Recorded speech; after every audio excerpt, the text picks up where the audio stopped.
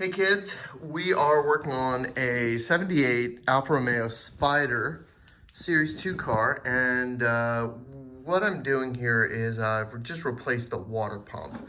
And there's a lot of information on the internet that's really not particularly clear about how this gets done. So the water pump is this here, and it's held in place with, I believe it's 9 nuts.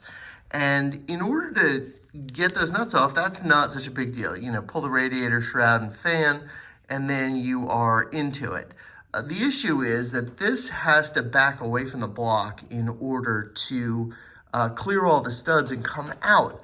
The problem is that the studs are too long to allow that to happen because this tack drive, trying to focus in on it, put a little light on it, that tack drive that you see down there, that greasy, messy, little knurled cable retention nut that holds that cable into that drive, that whole tack drive assembly fouls against this guy here, the main pulley, the main crank pulley.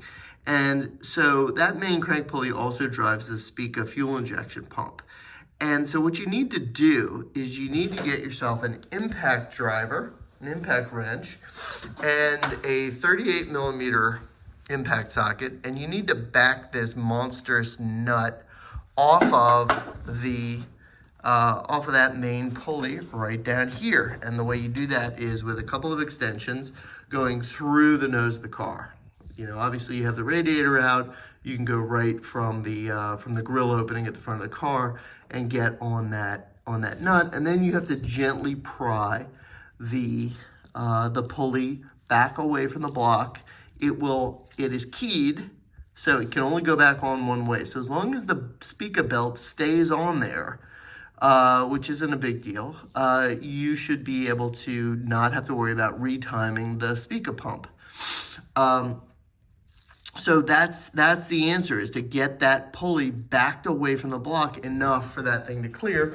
And I'm gonna run over here and show you my old water pump so you can see what we're talking about. This down here is that tack drive housing, and you can see that it's big. And on the later cars, you have electronic tacks and you don't have that.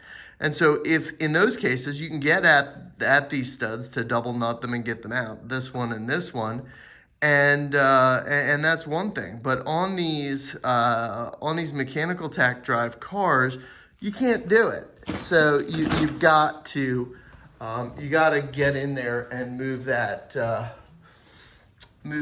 main pulley back a little bit in order to make this all work. So that's it. I hope this is helpful and clarifies this. Again, this is a 78 Series 2 US car. And the reason this is different, again, from the later cars is because of that mechanical tack drive. Good luck.